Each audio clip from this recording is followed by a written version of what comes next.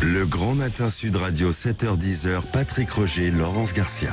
Elle est 8h15 sur Sud Radio, c'est l'heure du petit-déj politique avec notre invité Adrien Quatennens, député LFI du Nord et coordinateur de la France Insoumise. Bonjour. Bonjour Adrien. Bonjour. Adrien Quatennens, bonjour. Va-t-on vers une Europe à plusieurs vitesses? La révision des traités soutenus par Emmanuel Macron, quelle proposition de la part de la France Insoumise face à ça? Les derniers arbitrages autour des noms qui font polémique pour les législatives, le pouvoir d'achat, la condamnation de François Fillon, autant de sujets que nous allons aborder. Commençons peut-être tout de même par ce qu'on a appris là ce matin. Finalement, Taha Bouaf ne devrait pas être candidat, c'est ça?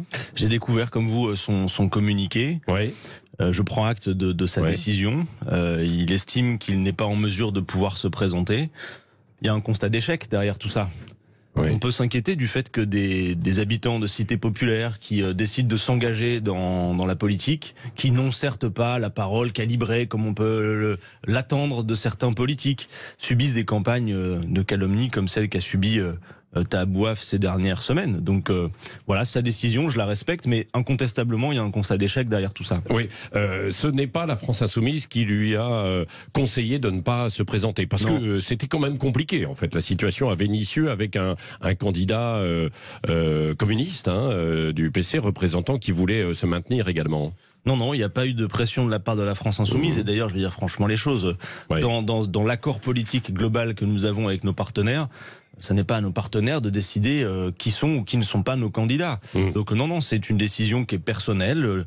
Je la respecte, mais je dis encore que derrière ça, compte tenu de ce qu'il a subi ces dernières semaines, on doit s'inquiéter du fait qu'en effet... Qu'est-ce qu'il a subi précisément? Écoutez, vous avez vu quand même que Taha Bouaf n'est pas très invité des plateaux de télévision, mais par contre tout le monde... On a voulu par exemple l'inviter à Sud Radio, on nous a dit attendez parce que c'est pas certain qu'il soit encore candidat. Je crois qu'il aurait été de bon augure de lui donner la parole parce que tout le monde parle beaucoup. Tout le monde parle beaucoup de lui, mais c'est un garçon qui aurait pu très bien et avec de bonnes qualités s'exprimer à vos micros et dire quel était le sens de son combat politique. Donc voilà, je considère que c'est inquiétant de voir qu'en effet toutes sortes de personnes se soient senties autorisées à l'attaquer aussi frontalement que ça a été le cas, et que lorsqu'on a des militants qui, en effet, je le dis, viennent des quartiers populaires, et racontent une autre histoire aussi. Alors certes, ont pu commettre des erreurs dans leur jeunesse, que tout ça ne soit pas calibré, c'est un fait, mais il y avait un sens à cette candidature, et je regrette qu'il y ait eu ces attaques. Deux points tout de même. C'est Fabien Roussel, le chef du PC, qui a critiqué cette candidature et qui a passé l'accord avec vous. Donc la candidature, elle venait de votre critique, elle venait de votre camp. Je viens de vous le dire, Patrick Roger. Si les uns les autres, nous nous mettons à analyser et à décider pour nos partenaires de qui sont leurs candidats, on va pas s'en sortir. Non, je pense que là, ce qu'il y a de très important, et il faut le dire, moi d'ailleurs, j'aurais pas un mot contre nos partenaires, y compris ceux qui porteraient des termes qui viendraient faire croire qu'il y aurait quelques tensions entre nous. Ça n'est pas le sujet. Le sujet qui est important, c'est ce que nous arrivons à faire actuellement, c'est-à-dire faire la démonstration que nous pouvons nous regrouper autour d'un programme de rupture, parce que c'est un programme de rupture, ce programme de gouvernement partagé, et que le signal puissant que nous envoyons à travers tout le pays avec la constitution de cette nouvelle Union populaire, écologique et sociale, c'est que pour des millions de femmes et hommes qui sont restés sur le carreau du résultat de l'élection à la présidentielle, on leur dit c'est encore possible. Au mois de juin, il y a de fait un troisième tour de l'élection présidentielle.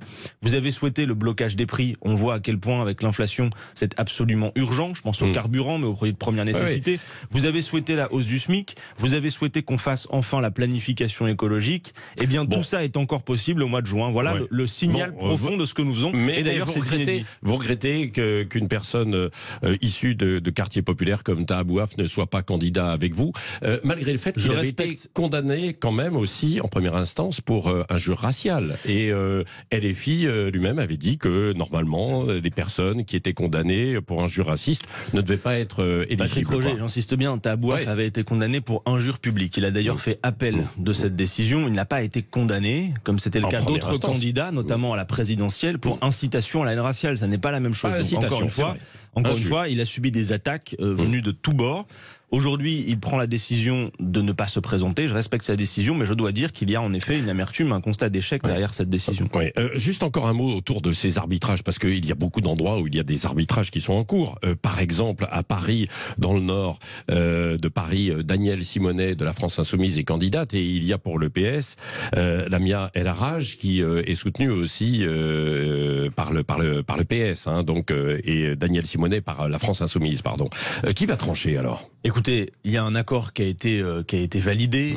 Danielle Simonet fera une très bonne candidate. Moi, je voudrais pas qu'on transforme cette histoire en zoomant sur les quelques endroits où il y a encore des discussions, parce que Patrick Roger, en réalité, cet accord, il est inédit de par son ampleur. C'est-à-dire que nous sommes tous rassemblés sur l'ensemble des circonscriptions de la métropole et avec cette volonté de partir unis autour d'un programme de rupture. C'est ça l'événement. Vous avez quelques 1700 candidats, et il faut les saluer d'ailleurs, qui pour permettre cet accord se sont effacés, parce que évidemment, le principe d'un accord, c'est que vous faites la place à vos partenaires.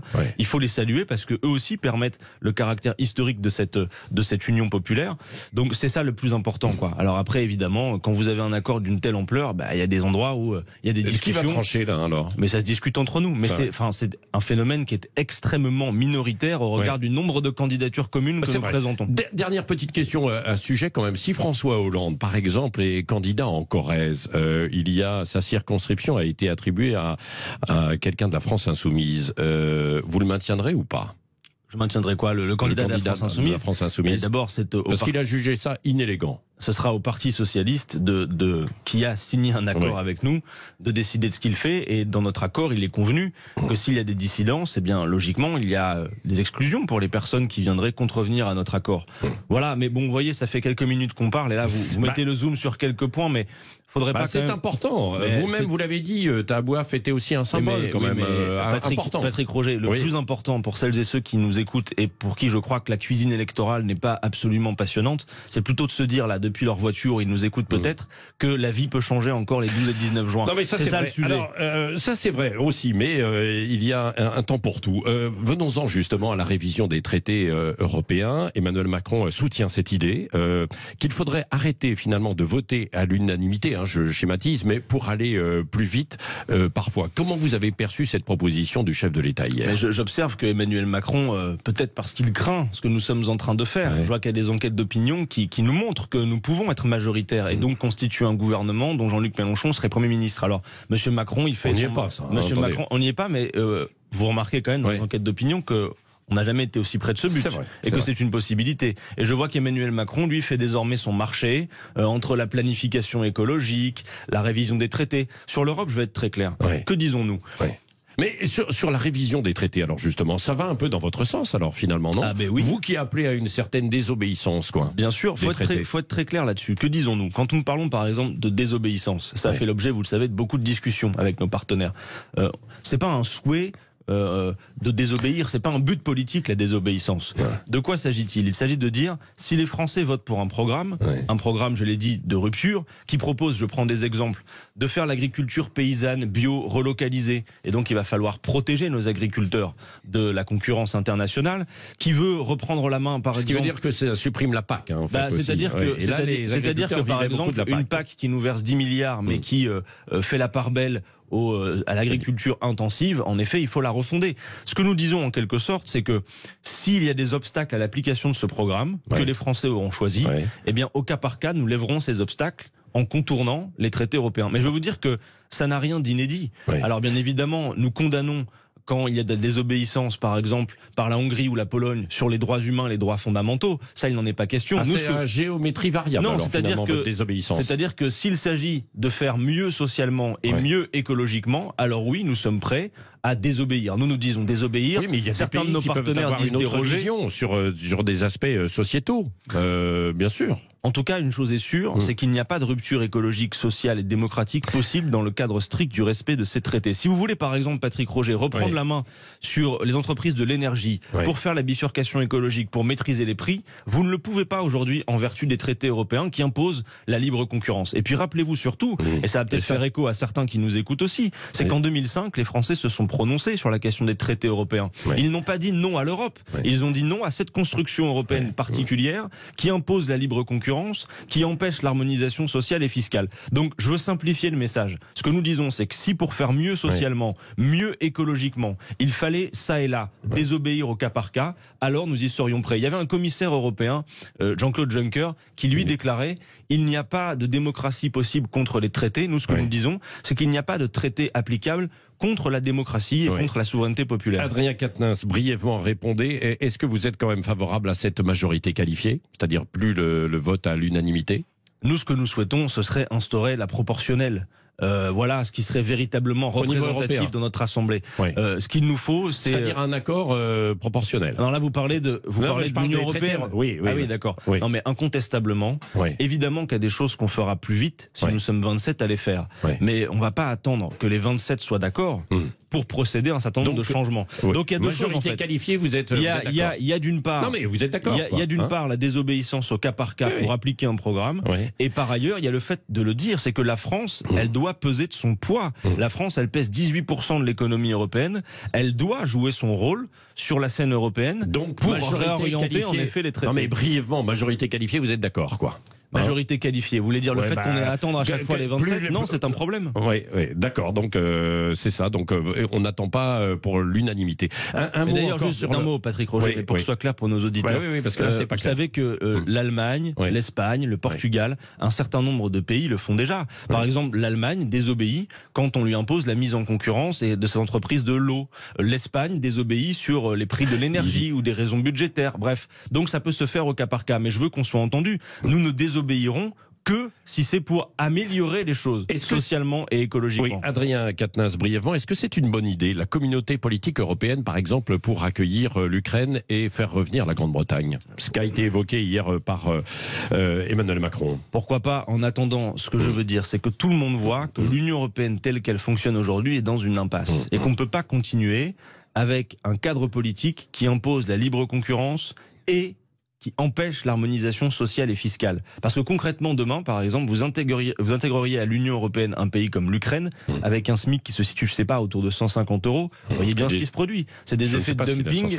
C'est des effets de dumping dont tous les travailleurs subissent les conséquences. Ça n'est pas possible. Comme c'est déjà le cas dans l'ancien bloc de l'Est, en fait, aujourd'hui, avec beaucoup de pays qui sont à des SMIC, enfin, l'équivalent de SMIC beaucoup plus bas, quoi. Il faut aller vers une forme d'harmonisation sociale et fiscale. Sinon, on ne s'en sortira pas. Oui, demain, le sujet, en fait, du pouvoir d'achat abordé en Conseil des ministres. Quelles mesures d'urgence réclamez-vous? Écoutez, je pense qu'on nous a compris lors de la présidentielle et je veux dire à ceux qui nous écoutent que ce sera encore l'une de nos premières mesures dès que nous arriverons au pouvoir après le 19 juin si nous sommes majoritaires. C'est le blocage des prix. Parce que la hausse des prix est essentiellement le fait d'une spéculation, ce qu'on ne dit pas assez. On a l'impression qu'il y a des causes extérieures, quelles qu'elles soient. Non, c'est d'abord le fait d'une spéculation. Par exemple, sur les prix des carburants. Non mais attendez, Patrick Roger, pardon de vous dire, prenons l'exemple du carburant, qui est le plus parlant pour celles et ceux qui nous écoutent, avec des prix à la pompe qui retrouvent les niveaux de 2 € à peu près le litre. C'est le fait d'une spéculation. Par exemple, avec les lois de l'offre et la demande, si les producteurs augmentaient leur production, les prix pourraient baisser. Et quand vous voyez les profits records qui ont été réalisés par Total, par les entreprises de l'énergie, nous ne sommes pas d'accord avec l'idée que ce serait à l'État de prendre en charge, finalement, les dividendes des actionnaires de Total. Il n'y a pas que de la spéculation, mais il y en a. Pour le carburant, Patrick Roger, faites-moi la preuve du contraire. Les prix du carburant et leur augmentation ne sont le fait que d'une spéculation. Donc quand nous disons bloquer les prix, ça veut dire que la charge revient aux fournisseurs, dont chacun a vu qu'ils avaient les reins extrêmement solides et se sont beaucoup gavés ces derniers mois. Ça n'est pas possible, alors que tant de Français souffrent, pour lesquels, dès le 10 du mois, on n'arrive plus à boucler son budget. Et sur le gaz ? Pareil, nous allons bloquer les prix. Alors là, c'est pas que de la spéculation. Le blocage, il est une mesure temporaire pour soulager les gens. Après, pour le reste, sur la question de l'énergie, il faut en finir précisément avec ce dont on parlait à l'instant. C'est ce modèle absurde. Parce que là, il y a un bouclier. Ce modèle absurde de la concurrence. Savez-vous, par exemple, que le prix de l'électricité, il augmente pour le seul fait que dans le marché européen de l'énergie, on indexe le prix de l'électricité sur le prix du gaz. Ça veut dire que si le gaz augmente, mécaniquement, sans aucune contrepartie matérielle, le prix de l'électricité augmente. Tout ça, il faut en finir. C'est aussi l'une des absurdités de ce marché européen de l'énergie. Oui. Un mot aussi, quand même, sur votre programme, toujours autour des retraites, parce que partout dans votre acte de campagne, on voit la retraite à 60 ans. Mais alors, c'est 60 ans avec combien d'annuités? 40 annuités? C'est 60 ans et 40 annuités. Voilà, c'est ça. Mais il n'y aura pas de décote. Ça, c'est important de le dire. Par exemple, quelqu'un qui commence à travailler à 23 ans. Eh bien, il peut partir à la retraite à 60 ans, il en a le droit. Mais il ne touchera pas sa retraite à taux plein, quoi. Non, mais en revanche, il n'y aura pas de décote, qui est la double peine qu'on connaît aujourd'hui. Mais pareil, pourquoi dire ça? Donc, ce qui veut dire que c'est pas la retraite à 60 ans pour tout le monde, quand même. Si, parce que si vous pouvez partir, écoutez-moi, vous ne touchez pas votre alors, retraite. Écoutez-moi, c'est le droit pour tout le monde.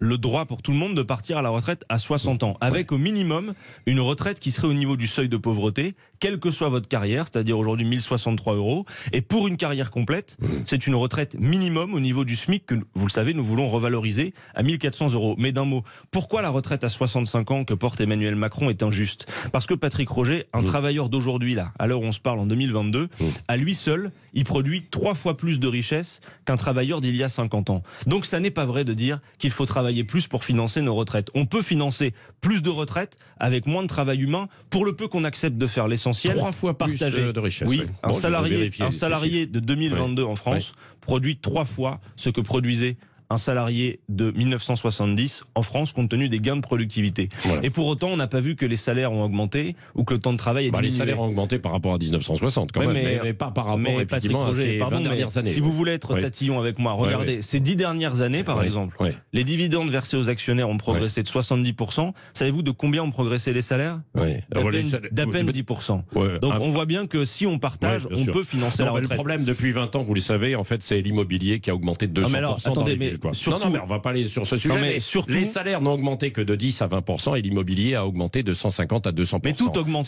Tout augmente. Mais par exemple, sur les loyers, on pourrait y aller aussi. Il faut aller vers un encadrement à la baisse des loyers. Ça ne peut pas être le marché qui produit le chaos partout comme on le voit. Donc oui, les 12 et 19 juin, voter pour les candidats de la nouvelle Union populaire, c'est aussi faire barrage à cette retraite à 65 ans qui est injuste et cruelle, et c'est obtenir la retraite à 60 ans. Je vous le dis, Patrick Roger, la réforme des retraites, elle est prête. Moi, j'ai dans les tiroirs ce qu'il faut pour pouvoir la mettre en place. Et c'est chiffré, c'est détaillé, c'est précis. Si Jean-Luc Mélenchon est Premier ministre, quoi. Hein, c'est ça. Mais il ne sera pas candidat, donc c'est sûr, là, aux législatives. Hein. Je crois qu'en effet, qu'il ne souhaite pas être candidat aux législatives, mais d'ailleurs, vous avez vu, il l'a expliqué. Pourquoi il veut pas aller Parce que d'abord, il y a un avantage au fait qu'il ne le soit pas pour la campagne, c'est qu'il va pouvoir se déplacer partout et être dans son rôle de futur Premier ministre.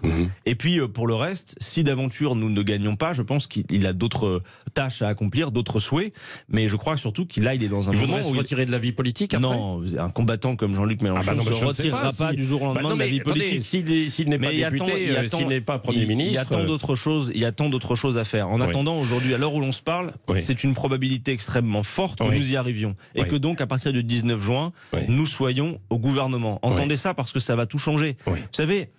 on a dit qu'il y avait 3 blocs politiques à l'issue de l'élection présidentielle. Ce que nous avons réussi à faire là, c'est de rassembler le bloc populaire. Notez, Patrick Roger, que les 2 autres blocs, le bloc libéral et le bloc d'extrême droite, eux vont aller à l'élection législative divisés. Parce qu'il n'y aura pas d'alliance entre les républicains. Réunis, on fait tout à gauche. C'est pas l'extrême gauche. Vous êtes l'extrême gauche quand même. Ah non, respectez l'extrême droite pour les autres. Respectez le fait que vous n'êtes pas extrême gauche. Respectez le fait que dans ce pays, il y a une extrême gauche, qu'elle a le droit d'exister, qu'elle porte un nom, elle s'appelle Lutte ouvrière, elle s'appelle Nouveau Parti anticapitaliste. Vous êtes tout près. Non, franchement, c'est parce que pour vous, tout ce qui n'est pas macroniste est d'extrême gauche, peut-être. Mais en réalité, non, c'est pas le cas. Un mot, Adrien Quatennens, tout de même. Votre réaction après la condamnation hier de François Fillon, même s'il a annoncé, il va se pourvoir en cassation, 4 ans de prison, dont 1 an ferme. C'est justifié, c'est exagéré. La justice est passée. Moi, ce que je vois, c'est qu'à chaque fois, ces affaires, finalement, creusent encore plus le fossé entre la grande masse de la population et les responsables politiques.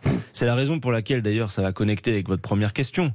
Mais moi, je suis assez fier de voir que parmi nos candidates et nos candidats, il y a des gens qui sont issus du salariat, des employés, des ouvriers, pour finalement montrer que la politique, c'est l'affaire de tous, c'est pas d'une oligarchie qui se croit tout permis. Et je pense que ça, les gens en ont marre. Raison pour laquelle aussi, nous disons qu'il y a urgence à en finir avec un certain modèle, celui de la Ve République, qui est à bout de souffle, et de permettre au peuple de se refonder à travers la Constituante et la Sixième République. Tout ça sera encore à l'ordre du jour, en effet, après le mois de juin, et d'autant plus si nous y arrivons. Oui, merci Adrien Quatennens de la France Insoumise et coordinateur de la France Insoumise pour cette campagne.